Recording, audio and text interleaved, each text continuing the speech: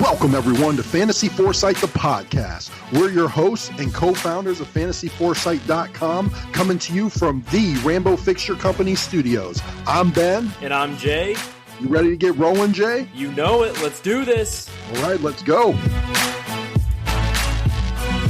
Welcome in, everyone. It is Wednesday, July 10th, and we're back with you tonight to discuss the quarterbacks and running backs of the exciting, explosive AFC West. How you doing tonight, Jay? Guys, we are less than 10 days from rookies reporting to camp. Let's go. I cannot wait to see who Ben and I clash about tonight. How are you doing, Steve? I'm doing awesome. And yeah, you said it, Jay. I'm kind of just sitting back looking forward to seeing if we have any 14th rounders we're going to be talking about, just so I can hear you two go at it a little bit. Looking forward to it, guys. Thanks again for having me on. Ben's sitting here shaking his head. You know, 14th rounders are meant to be season-long, top-producing assets on your roster. Let's go. Let's get into this episode. First up, we have got the antithesis of a 14th round pick, somebody that you should actually depend on for your entire season. QB1 overall last season, exploded onto the scene as his first year as a starter. That is Kansas City Chiefs quarterback Patrick Mahomes. He is currently going at the 303 spot according to 12-team PPR redraft settings at fantasyfootballcalculator.com. Everything we talk about on this podcast is 12-team PPR redraft. All of our ADP info references are from 12-team PPR redraft settings at fantasyfootballcalculator.com. So again, Pat Mahomes is currently going at the 303 spot as QB1 overall in front of Andrew Luck, Aaron Rodgers, and Deshaun Watson. Foresight projection in 2019 across the nation. Everybody's got the consensus he's going to be the QB1. Total Foresight has him as the QB1. You know, what's really interesting, though, is number one, I think about Steve's ADP historical studies all the time. Number two, when you look at the stark difference, I have never seen this in my life. Fantasy Pros strength of schedule has Kansas City's passing defense outlook as the worst in the league, whereas Savage, where we take not only the quantity of the fantasy points allowed, but also qualify and take the quality of those fantasy points allowed into consideration, Savage ranks them as the best quarterback outlook in the NFL. The disparity between the two is just astounding to me. Yeah, we'll see which one's going to be correct, but you're right. The difference is Savage ranking takes into the offensive trend and the offensive ability with their defensive schedule for the season. So we'll see. You know, Pat Mahomes was the man last year. He lit the NFL on fire, and can he do it for a second year in a row? His next-gen stats are off the charts. I mean, all of his stats are off the charts. Let's be real. Steve, consistency was as well, I would imagine. Yeah, I don't think it takes a Nostradamus to guess that Patrick Mahomes led in every single consistency metric that I looked at. I mean, top 6 finishes, QB1. Top 12 finishes, QB1. Average weekly ranking was a 6.1. That was his average, which QB1, and by a wide margin.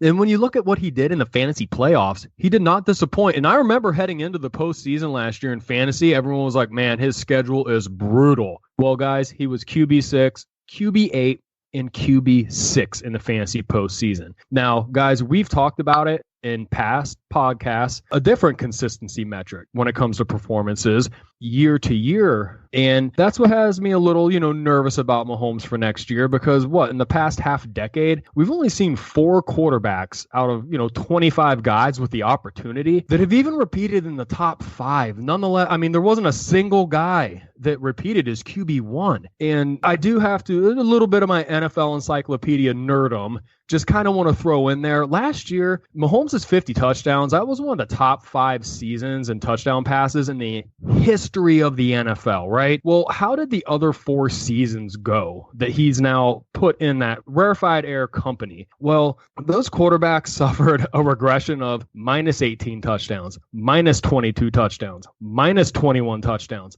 minus 18 touchdowns. Wow. And that's not to say that if Mahomes throws, say he has a regression of 15, he throws for 35 touchdowns, he'll very well still be one of the elite fantasy quarterbacks. But I don't know if you want to pay his cost if you're only going to get 35 touchdowns. That's an outstanding point, Steve-O. And when you just talk through the logic of after those quarterbacks go off in such a historical fashion, defenses spend their entire offseason scheming them out of the game flow as much as possible. And I'd be interested to see what the rushing before and after correlation was with those teams, because defenses probably make it the most attractive matchup on field more often than not for them to run the ball instead of pass, just by design. And Pat Mahomes last season was QB6 in intended air yards and QB10 in completed air yards, and a lot of that was due to freak Tyreek Hill. Still a big question mark. No Kareem Hunt out of the backfield, so there is some change on that offense. Kelsey, you would think, stands to have a big impact, but defense will be keying on him as well. So yeah,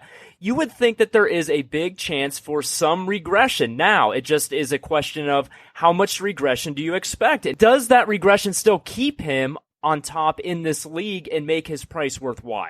I think he would regress to a very reasonable middle-of-the-road QB1, but that is not what you are paying for at the 303 spot in your draft. In your mind, you're like, okay, lock it up. I'm going to have one of the highest, if not the highest scorer in fantasy football, putting up points for my team week in and week out. That is the allure and the attraction and the rationale behind pulling the trigger on a Pat Mahomes type at that point in your draft.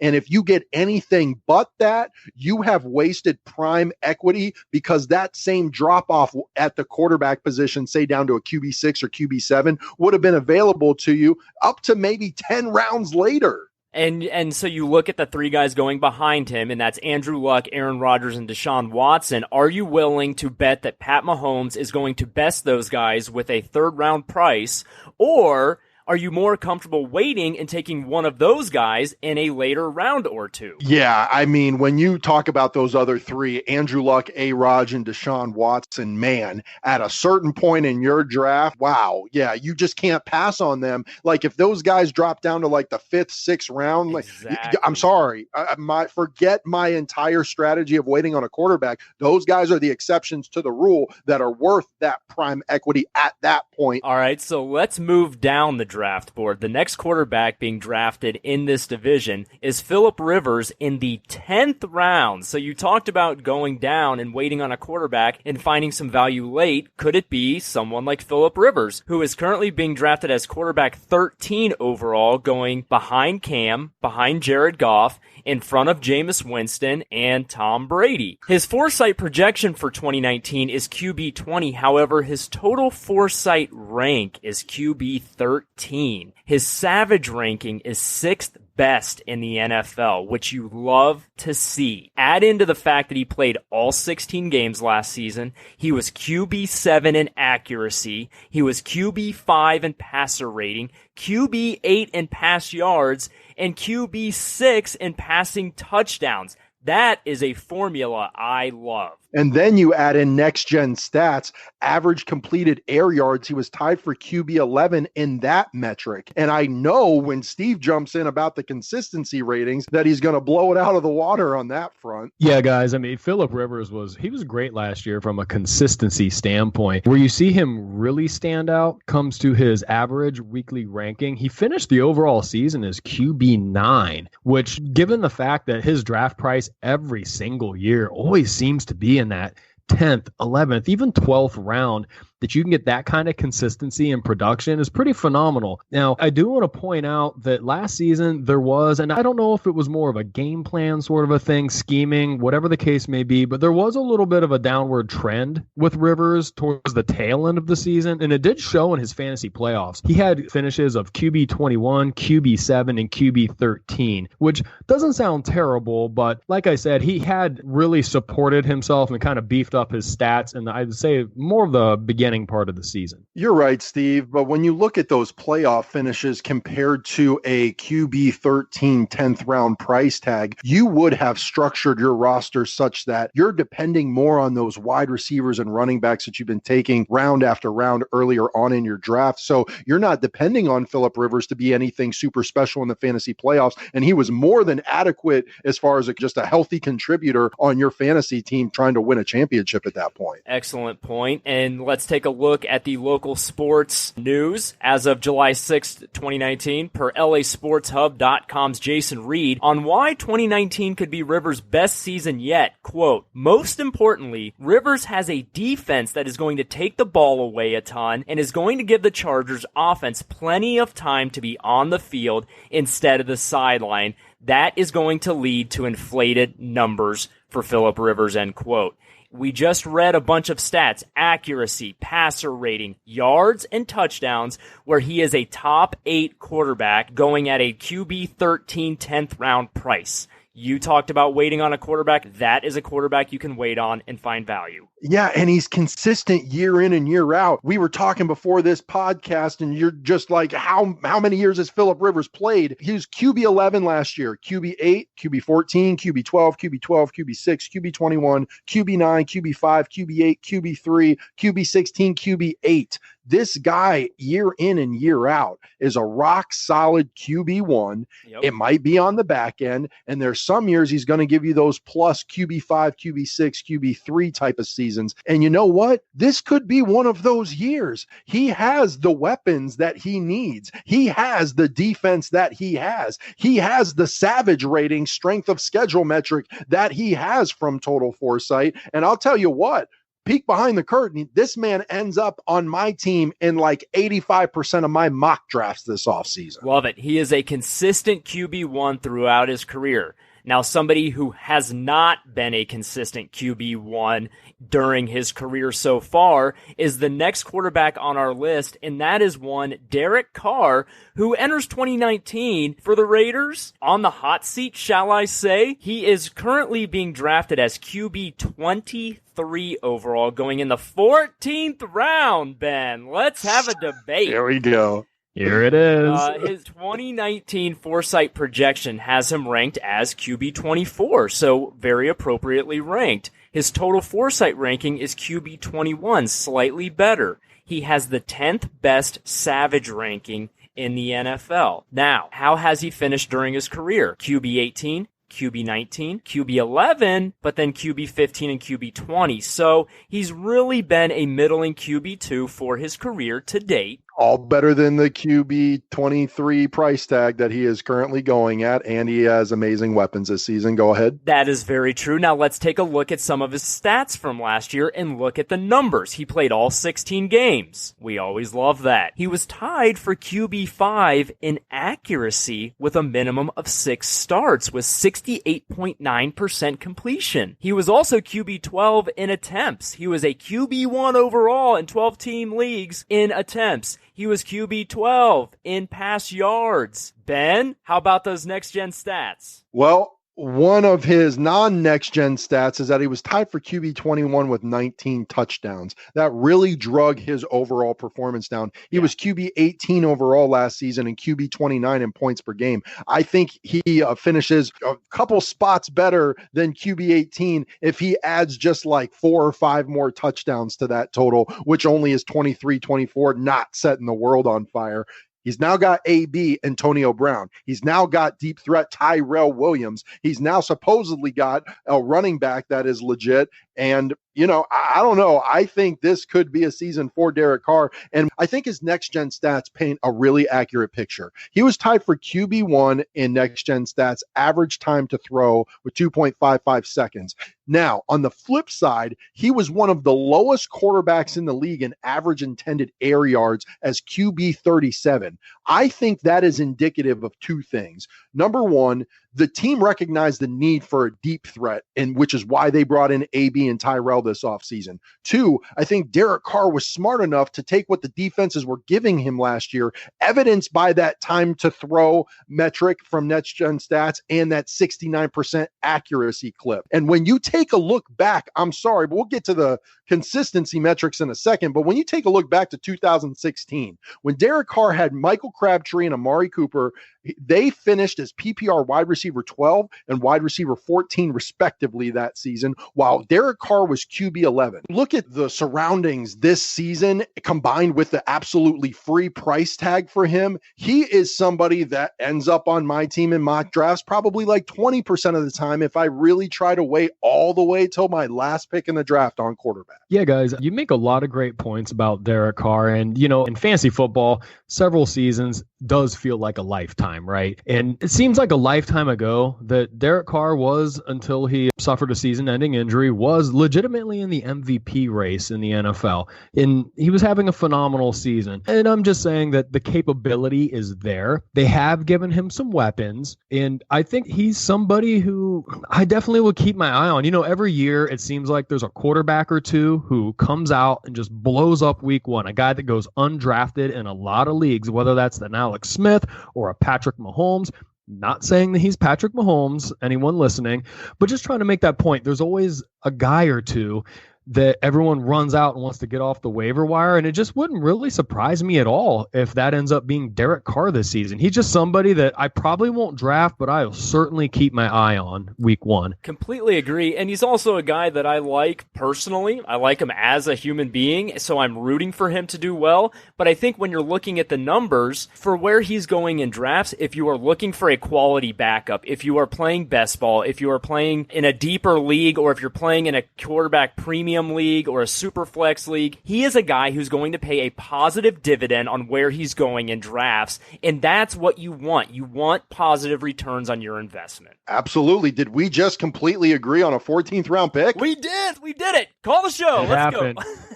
All right, let's move back to the top end of the drafts where we usually agree on things. We're moving over to the running back position in this division. First up, we've got LA Chargers running back Melvin Gordon. He's currently going as RB6 overall at the 106 spot in drafts behind Alvin Kamara, DJ David Johnson, and in front of Le'Veon Bell and Joe Mixon. The 2019 Foresight aggregate projection has him as RB5, while Total Foresight has him as RB7. Both Fantasy Pros and Savage in 2019 like his strength of schedule ranking, both in like the top third of the league. And over his career, he has been consistent. We knock this guy for missing time every season, but for the last 3 years in a row, he's been an RB1, RB8, RB5, and RB7 over the last 3 seasons. I mean, this guy is who we thought he was. He missed a couple of games, but again, for the third straight season, he is a rock solid running back one.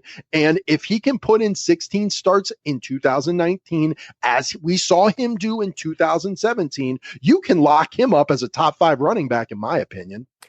I'm not going to argue. Look, he was RB8 overall last season. He was RB5 in points per game, RB15 in rushing yards per carry, RB6 in rushing touchdowns in only 12 games. That is rock solid. And he's a PPR stud. He was RB16 in targets, RB15 in receptions, RB16 in receiving yards, and RB7 in receiving touchdowns. So, when he's on the field, he is elite. But, Steve, take me home. Jay, you know what I'm about to say. So, obviously, guys, he had a sensational season last year, right? So, as far as where he did land and all the consistency metrics, when you look at the games he actually played in, he was great. As far as top 6 performances, he tied it for RB6 in that metric. Top 12 performances. Games. Yeah, I know. That is pretty insane. Top 12 performances, he tied as RB5. Top 24 performances, RB6. His average weekly ranking, which he will not be penalized for games missed, but he was the RB2, guys. So he was somebody that when he is on the field, sensational. But the big but here, didn't play hardly at all for the fantasy postseason. He did not play, and finished as RB19 during the championship week. And we have seen this now in 3 out of 4 years of his career that he has missed 3 or more games at the tail end of a fantasy football season. And I do want to point out that all 3 of those times were due to right knee injuries. So we're talking the same knee, sprains, tears. And going back to our repeat performances, touching on that from the past a little bit, he's looking for a 4th consecutive RB1 finish in PPR. When you look at the past half decade, that hasn't existed. Not saying that Melvin Gordon can't do it. He's in the offense for it. He's got the skill set for it, but it's going to be extremely hard. So when you put a little bit of that injury history up against him doing something we haven't seen and is very hard to do at running back, there was definitely some risk there. One of the cool things I like about this podcast is when we give you a little bit of the game within the game. And I've got one of those little nuggets for you guys right now. Yep. Melvin Gordon is the type of guy that I used to shy away from, that I no longer will do that. He is somebody that if he, at whatever point in my draft, is the best available option for me, I will have no problem taking him, riding him for 4 weeks, and looking to trade him at top value, step it down at the running back position a little bit, but with a guy that is going to be there down the stretch, and upgrade at some other positions, a wide receiver, quarterback, tight end, whatever, and make your team better overall. And you have benefited from a quarter of the entire season, including the playoffs, of Melvin Gordon's outstanding RB2 overall production type when he is on the field. That is exactly the Melvin Gordon strategy. He's a top 6 running back in fantasy land in the NFL. You can ride him, rack up those wins, get yourself in a playoff position, but you know that 75% of the time, he's not going to be there for you in the fantasy playoffs. So the strategy is to deal him, strengthen your team heading into the playoffs. And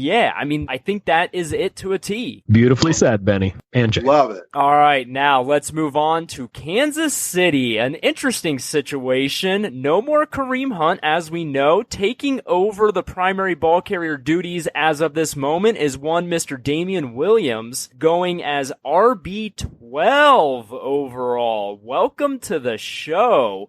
In the 2nd round, with the 8th selection, going behind familiar names such as Todd Gurley, Dalvin Cook, but in front of guys like Nick Chubb and Aaron Jones. His 2019 Foresight projection is RB12, and his total Foresight rank, which should tell you a lot, is RB24. There's risk baked in. It's a limited sample size with limited efficiency. So, what is a Savage score looking like heading into 2019? It's middle of the road, 18th out of 32 for the running back position for Damian Williams. Look, he played 3 games last season, guys. His sample size was small. He only had 50 attempts. He did 85 attempts to register for Next Gen Stats, so we don't even have Next Gen Stats on the guy. Yeah, and they didn't add any substantial running back competition but Carlos Hyde. And however, he has had 183 career rushes in 5 seasons. Check this out. 18 running backs had more carries than that in 2018. Just in the last season, 18 running backs had more carries than Damian Williams has had in his entire career. And all of a sudden, based on a 3-week elite sample size, we are anointing this guy as an RB12 in drafts. Steve, you wrote some great stuff about Derrick Henry. I think that concept applies even way more to Damian Williams. It certainly should. I really can't believe the RB12 price tag on him, to be honest. When you look at some of the other options going around him, especially when you look at Nick Chubb, I understand Kareem Hunt, if he keeps his nose clean, might be in the picture at some point in time late in the Browns season. But you look at the offense Chubb's going to be in, and we won't get into that. We'll get to the AFC North running backs. Aaron Jones, too.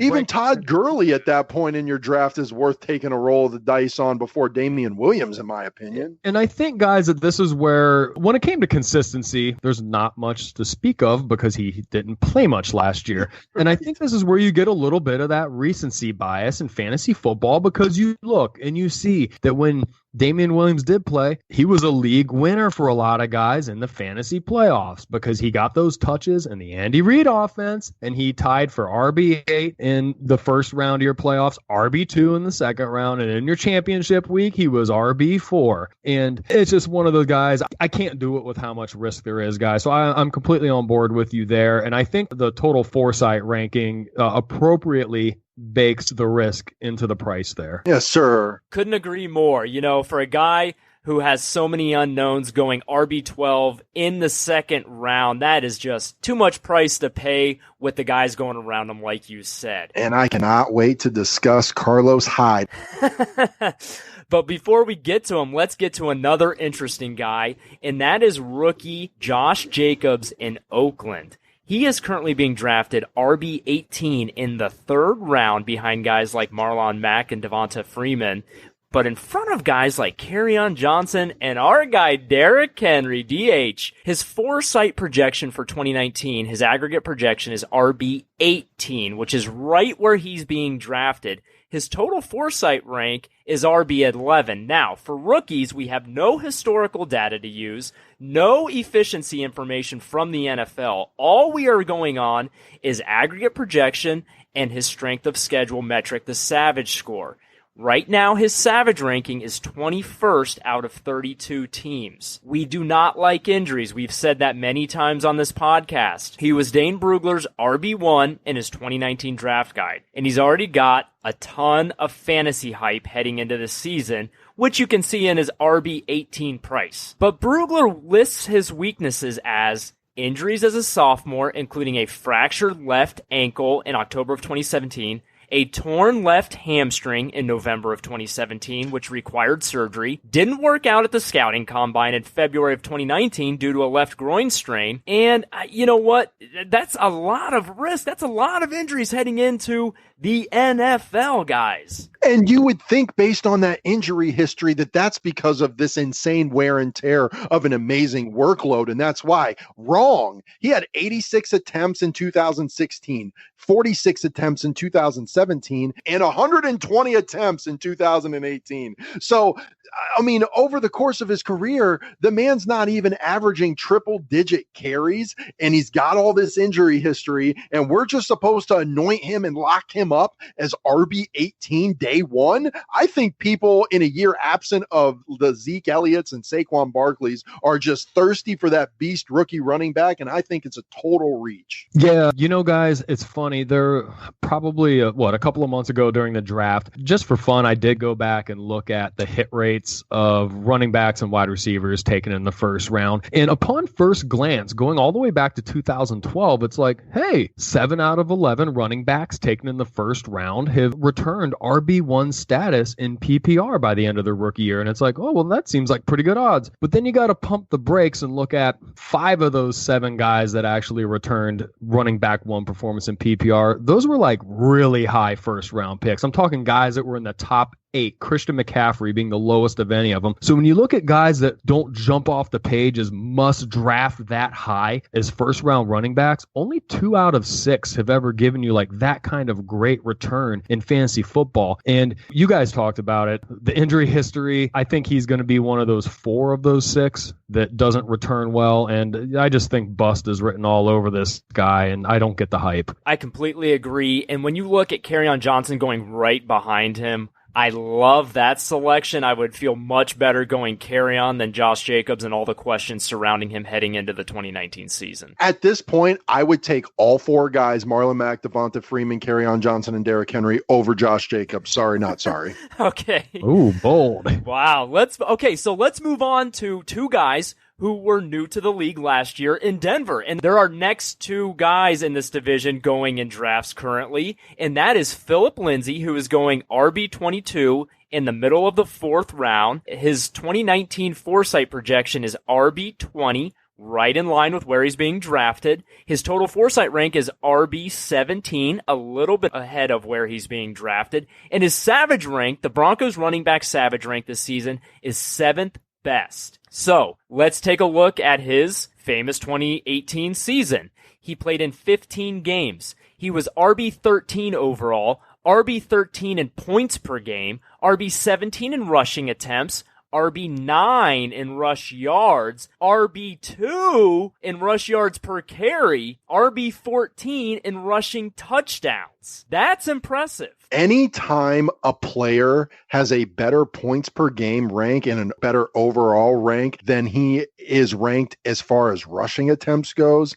that gets my attention extremely. And that is supported by his RB2 rank in his rush yards per carry at 5.4. He was exceptionally efficient. And in his next gen stats, I don't know if based on the body type of Philip Lindsay that most people would consider him a very north-south running back, similar to James White, who we've talked about on this podcast. But next-gen stats illustrates that's not true. He is RB3 in their north-south efficiency metric.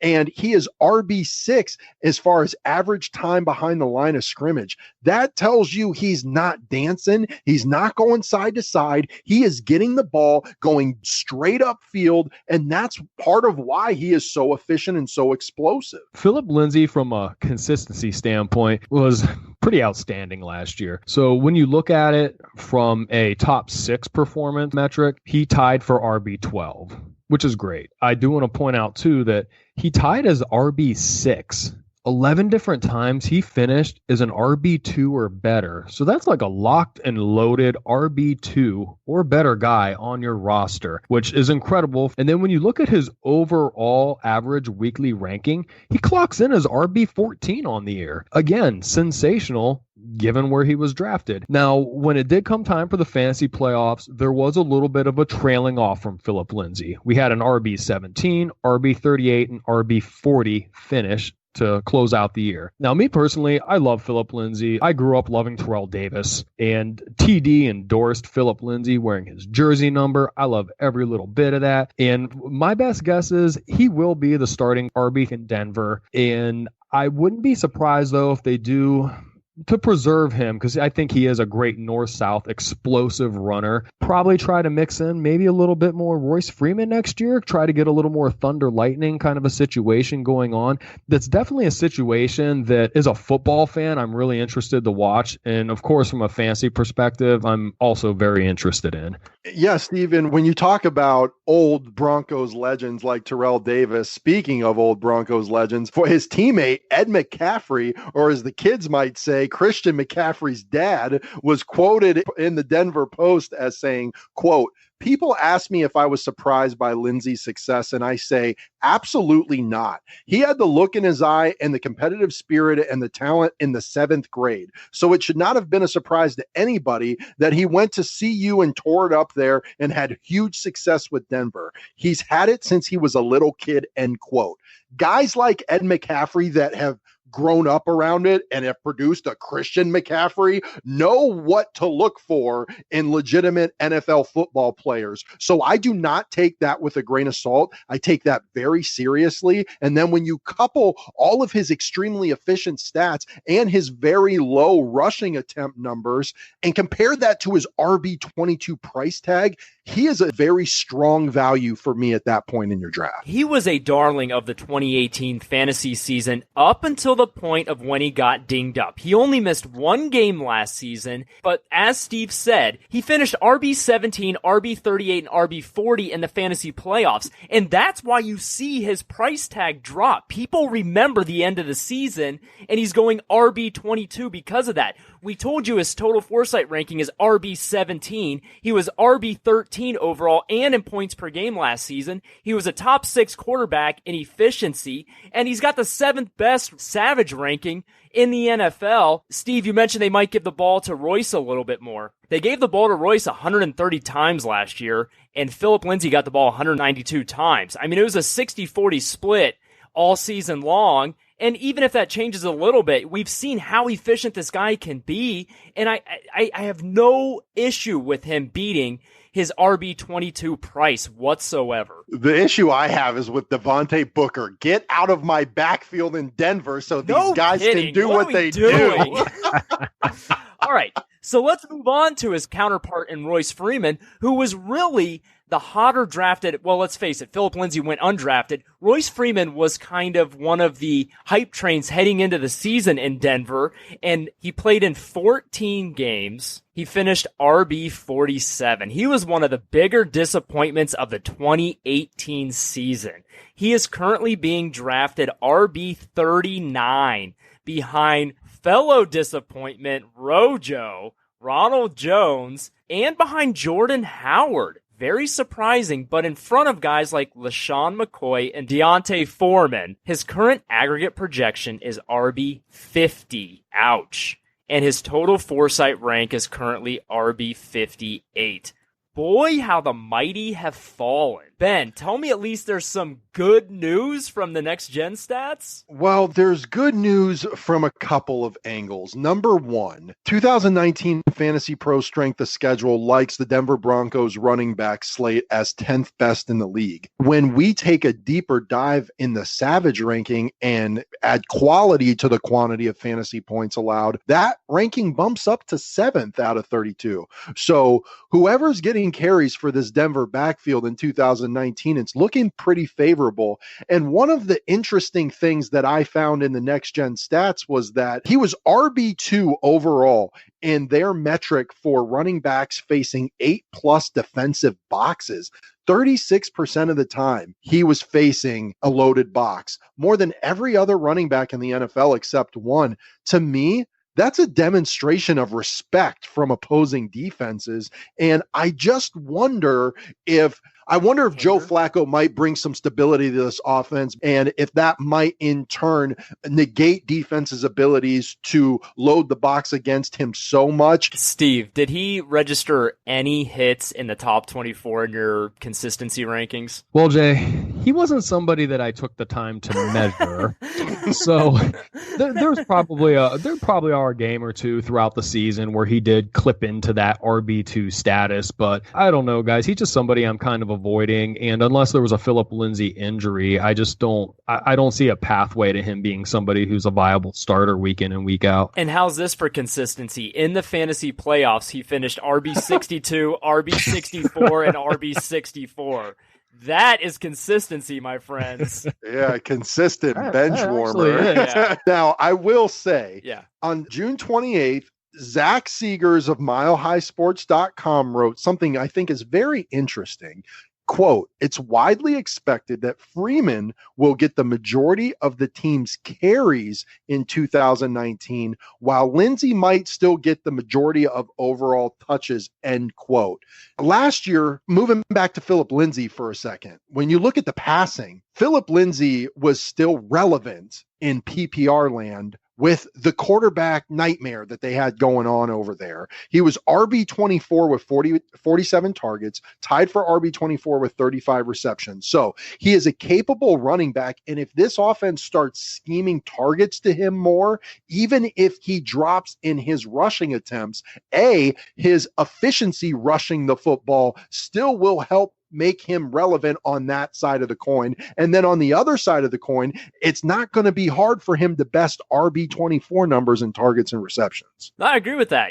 Look, I'm a guy who really liked Royce heading into last year, and I was disappointed by his fantasy production, so I'm really hoping he can bounce back, but you're paying an RB39 price for a guy who had 5 touchdowns, RB34. You know, he had 130 carries. He's a fine player, and at that price in the 8th round, I'm willing to take him as a cuff for Philip Lindsay, whether I own him or not, because I would love to dangle that over somebody's head if Lindsay happens to pick up another injury. Strategy, Jay. That's a good point. It is a good point. And he's got that like goal line carry touchdown upside. Like he's got the frame where you expect him to get those type of touches. So he's a capable running back. He's going to be given opportunities. He's going to score fantasy points. It's just, is he going to give you a positive return on investment? And at the price tag of RB39, I would say that certainly he could best that. He could, and with an entirely new coaching staff, you never know which running back they're going to favor.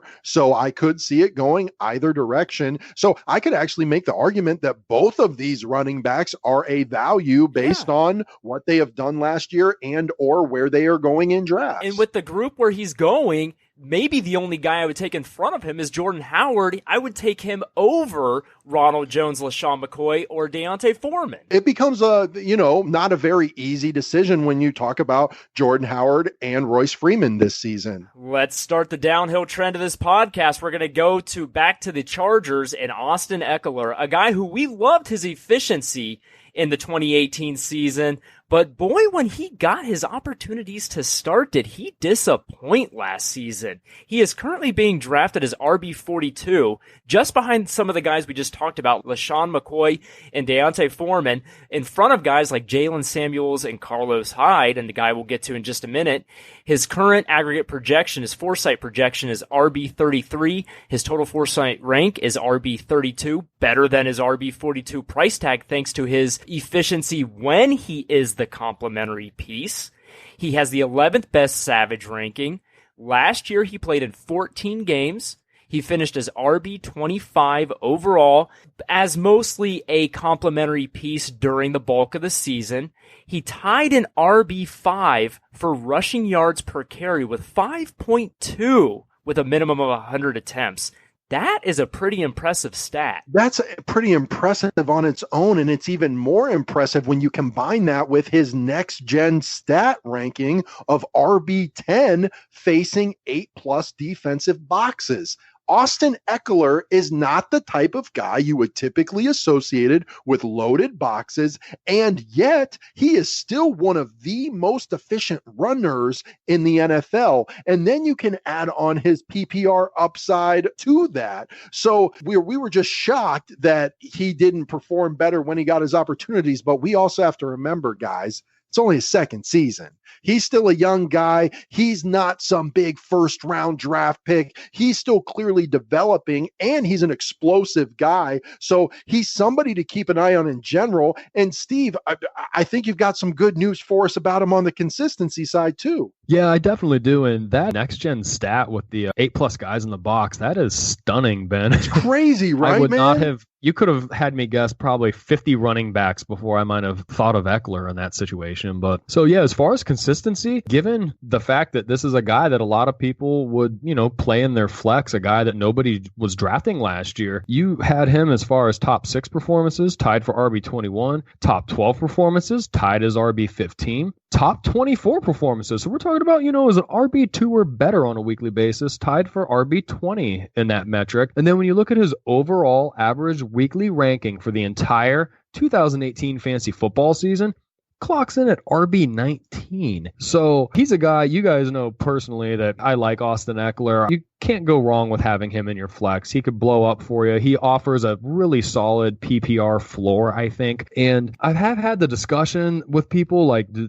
you think he is an elite handcuff? Probably not based off of what we saw last year. But you made a good point, Ben. He is still relatively young. You never know. But we did see Justin Jackson flash a little bit towards the tail end of last year. So even if Gordon goes down, because you guys, I spoke to my concerns about Gordon earlier, I think it would still probably be a split backfield. But I love Eckler as that explosive PPR guy that if you can flex him every week, I think your team's looking pretty if you have that going on. He still has standalone value. And again, we just listed off a bunch of stats where he's an RB2 all over the board, but he's going as RB42 in drafts in the 9th Bingo. round. Exactly. And then when you take it one step further, Pro Football Focus tweeted back in February, quote, Austin Eckler finished with the 6th highest grade at running back in 2018. Still, that was only second best on his team, end quote. So that's a little bit of humor out of them with Melvin Gordon. But Austin Eckler finished with their 6th highest grade at running back is not to be ignored. I know in his first couple of opportunities as the guy, he disappointed a little bit. But Jay, as you and I have talked about in prior seasons, some guys thrive better in a 2-back system, and Eckler could just be one of those guys. He's very efficient at running the ball, and he's clearly a pass-catching stud. I completely agree, and that is a beautiful segue to our next guy who could find his way into a 2-back system, and that's Carlos Hyde in Kansas City. Now, Carlos Hyde switched teams last season. He was traded from the Browns to the Jaguars. He is currently being drafted as RB44, behind Austin Eckler, Jalen Samuels, but ahead of Jerick McKinnon and Damian Harris. His current aggregate projection is RB 56, but his current total Foresight rank is RB 49, right around where he's being drafted. As we had mentioned, they have the 18th best strength of schedule in our Savage ranking.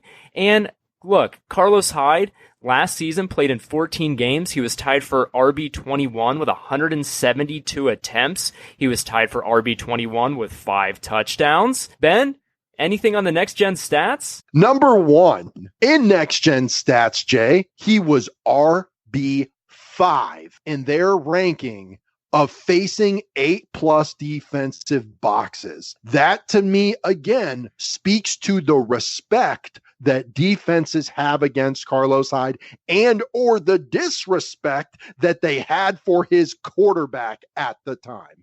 All right. So now everybody only thinks about last season. Of course. Think about the year before last season where he was the guy in Kyle Shanahan's offense in San Francisco. He was PPR RB8. Wasn't a one-hit wonder because the year before that, he was PPR RB18. Now, the 2 years prior to that, he backed up Frank Gore, so you can't really hold that against him. So in my mind, in 3 years of opportunity in the NFL, he's been a solid RB2 and a solid RB1 before he had just a crazy tumultuous season in which he played for 2 teams and ended up on a 3rd.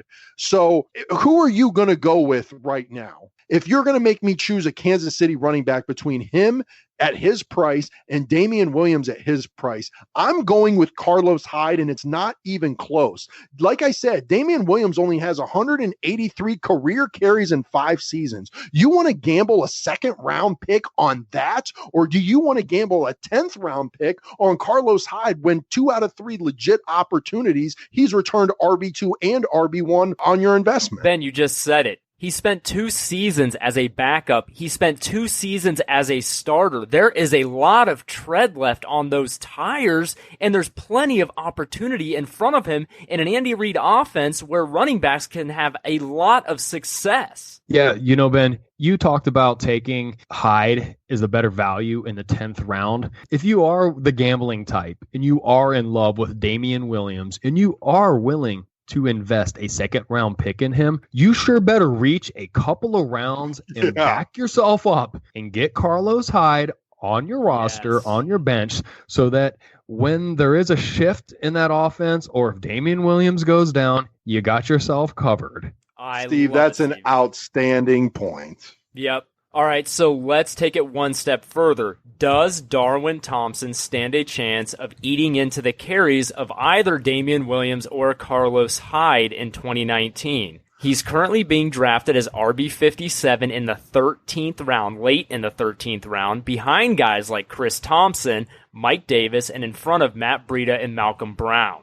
Now, he was drafted in the 6th round this season out of Utah State, and he was Dane Brugler's RB15 in his 2019 draft guide, in which he was quoted as saying Thompson is a Tariq Cohen type of prospect, undersized with minimal power, but his start-stop athleticism and instant juice make him a dangerous player in a complementary role. End quote. Scout.com agrees, comparing him to Tariq Cohen and Phillip Lindsay. Interesting dynamic players, fellas. All right, so here is my path to fantasy success in 2019 for rookie running back Darwin Thompson. Okay, so Damian Williams has not been tested so far in his career. He's got 183 career rushing attempts in 5 seasons. So if he is A, not the guy, or B, he is the guy and then gets hurt, Carlos Hyde, in my mind, becomes that early down and goal line back, and Darwin Thompson becomes more of that scat back Tariq Cohen type that he has been compared to, especially when you consider the possible lengthy looming suspension of Tyreek Hill.